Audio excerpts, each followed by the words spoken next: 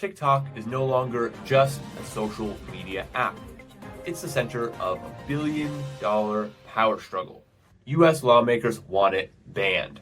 Investors are circling, and the outcome could reshape how foreign tech companies do business in America. I'm Grant, and this is Phrasal Verb News, the show that mixes business English with real headlines so you can impress your boss and your buddies. I'll start with the story, then go into the phrasal verbs with examples, y también les doy una breve explicación en español para que quede más claro. For years, US lawmakers from both parties have been worried about TikTok's Chinese ownership and what it could mean for privacy and national security. In 2024, they passed a law requiring ByteDance to either sell TikTok's US operations or shut them down completely. That set this whole process in motion and created the high-stakes negotiations we're seeing today. Now, after months of talks, a deal is finally starting to come together. Oracle and private equity group Silver Lake would lead a US consortium that controls the majority of TikTok's American business, 80%. ByteDance would only hold on to a small 20% minority stake. Regulators, however, are still hammering out the details about the algorithm. This is the most important part of the deal. Will it be licensed? Will it be transferred? Or strictly monitored by Oracle? That part remains unclear.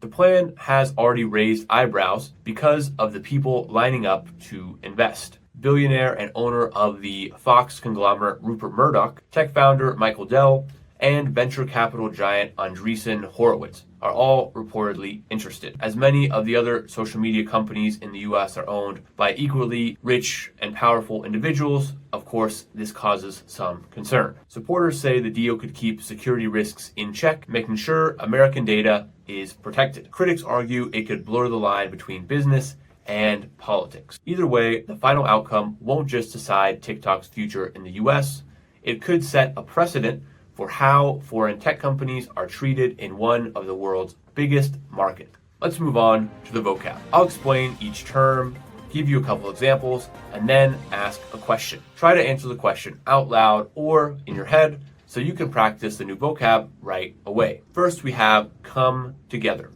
This means to gradually form or be completed. For example, after months of talks, the TikTok deal is finally starting to come together.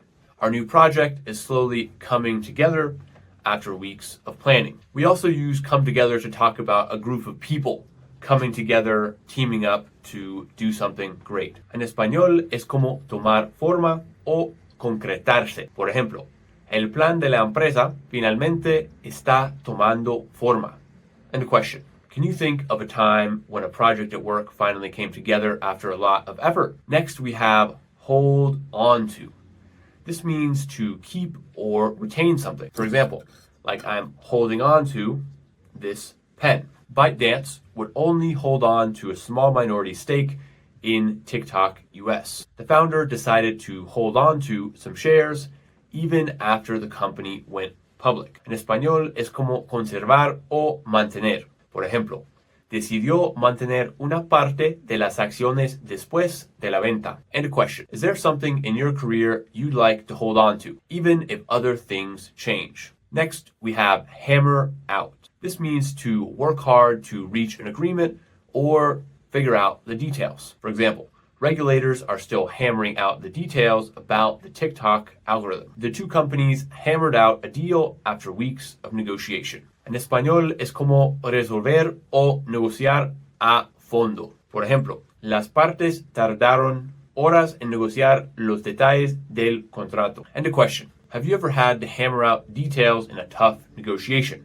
How long did it take? Lastly, we have to raise eyebrows. This means to cause surprise, shock, or disapproval. For example, the investor list raised eyebrows because it included names like Rupert Murdoch and Michael Dell. The CEO's bonus raised eyebrows among employees after a year full of layoffs. En español es como generar sorpresa o causar sospechas. Por ejemplo, su decisión generó sorpresa entre los empleados. And a question. What's something at work that recently raised eyebrows for you or your team. So to wrap up, TikTok's US future has been debated for years, and now a deal is finally coming together.